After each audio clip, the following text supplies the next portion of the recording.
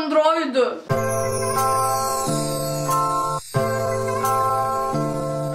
Šiandien yra 16 diena, šiandien yra Velykos. Aš filmuoju prieš langą ir dabar sninga. Sveiki visi, su jumis aš Gabija, naują video. Ir tai bus holas. Paskutinį savo holą aš dariau prieš 2 mėnesius. 2 mėnesius aš, galima sakyti, nieko nesišopinau. Dėl to aš nedariau jokio holo, nes aš neturiu ką parodyti. Bet dabar aš turiu šiek tiek daiktų. Ir tai nėra vien rūbai. Ir aš noriu pradėti su dalyku, kuris nėra nei makiažas, nei papuošalas, nei rūbas. Tai yra... Kur aš padėjau jį? Vėl nukišau ir neberandu, nu. Tai yra tokia knygutė, tai yra iš Think Think Notebooks. Ir jų Facebook aš paliksiu būtent apačioje. Aš turiu labai daug įvairių knygučių, bet neturiu dar tokio tipo. Tai pirmame puslapyje yra tiesiog žodžiai, labai gražų žodžiai ir tai yra, kaip pasitinka tave, tiesiog suskirstyta.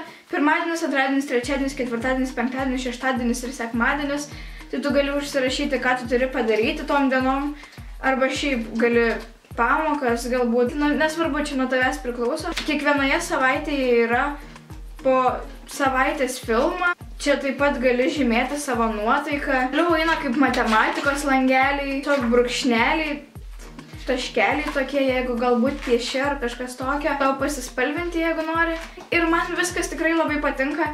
Tik vienintelis minusas, kad tuose, kur yra piešimas, jie matosi, kad nėra padaryti labai kokybiškai. Gal čia yra vienintelis knygutės minusas. Labai pravarti knygutė, kurią aš labai džiaugiuosi. Jinai labai Tumblr tokia pat kaip ir aš ir Toliau noriu pakalbėti apie papuošalus. Bent jau čiaukerį aš labai džiaugiuosi.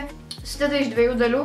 Ir kas mane labai sužavėjo, kad gale yra tiesiog tokia paprasta grandinėlė. Joje galima reguliuotis tiesiog dydį. Tas man labai patinka, nes reiškia, kad tinka kiekvienam kaklui. Ir nereikia pergyventi, kad ateis tau ten per mažą. Pirma dalis yra velvetas. Tada eina menuliukas. Bent jau dabar, jeigu mano kaklas yra šiek tiek atviresnis prie kokio outfito, tai yra pats mėgstamiausias papuošalas. Aš turiu paprastą tokį, tiesiog kur juoda be jokio tokio papuošimo. Ir jis atrodo tiesiog labai paprastai, o su šituo menuliuku jis turi tą tokį kažkokį, žinot. Taip pat turiu 2 auskarų poras. Jų puslapyje viskas yra suskirstyta, tai yra paprasti papuošalai, prabangus, ten dideli visokie ir panašiai. Ir šitie buvo prie paprastesnių, bet man jie visiškai neatrodo paprasti. Ir vieni iš jų man labai patinka. Kiti nėra mano mėgstamiausi, gal todėl, kad aš tikėjausi jų šiek tiek mažesnių, bet aš manau, kad jie taip pat labai gražus ir prie kokios baltos suknelės šitie labai gerai tiks. O šituos galima nešioti netgi kiekvienai dienai, bet bent jau aš tai bijočiau pamesti, nes bent jau aš tai visą laiką pametu auskarus. Bet man šitie yra žiauriai gražus ir aš dar jų nenešiojau, nes laukiu, kol galėsiu parodyti per video. O šituos, nežinau, arba duosiu mamai, arba pati, kada prie suknelės užsidėsiu. Aš jau tikėjausi šiek tiek mažesnių, nes man jie per nuotrauką atrodė mažesni, bet aš nesu nusivylus.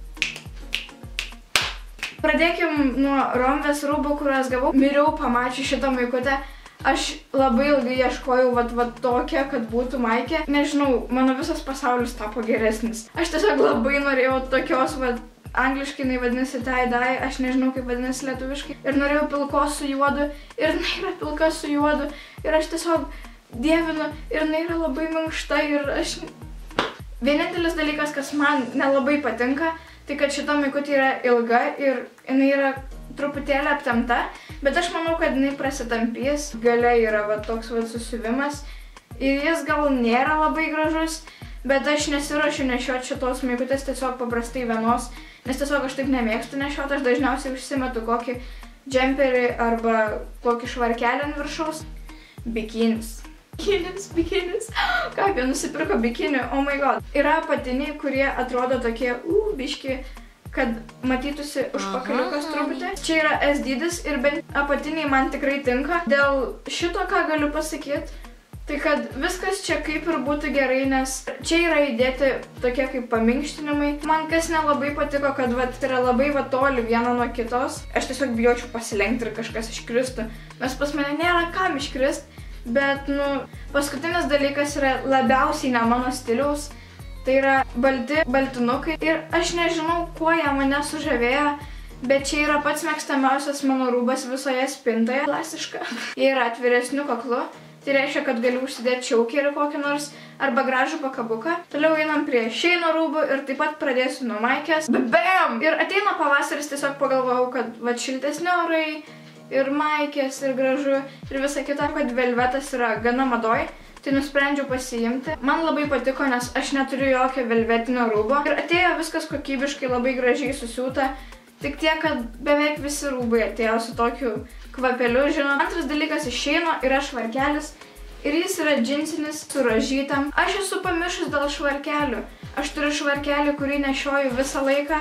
Jis man tiesiog yra pats mėgstamiausias. Jis yra su rožytam.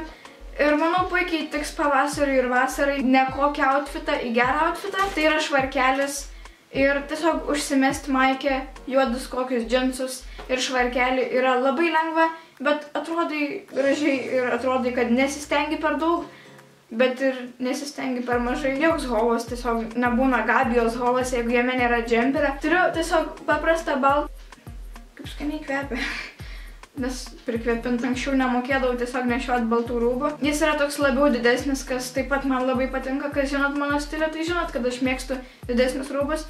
Čia yra vat lupytas kažkokios ir yra užtrauktukas, kuris atsisega ir va čia va matosi alkūnė. Ir man tas yra labai gražu. Aš, man atrodo, pas Leticiją kažkada mačiau tokį megztinį. Aišku, ne tokio tipo, bet vat su tokia detale. Ir visą laiką ieškojau ir dabar radau ir labai džiaugiuosi. Jumis buvau aš, Gabija. Nepamirškit paspausti patinka, komentuoti ir prenumeruoti. Ir iki kitų kartų. Ate.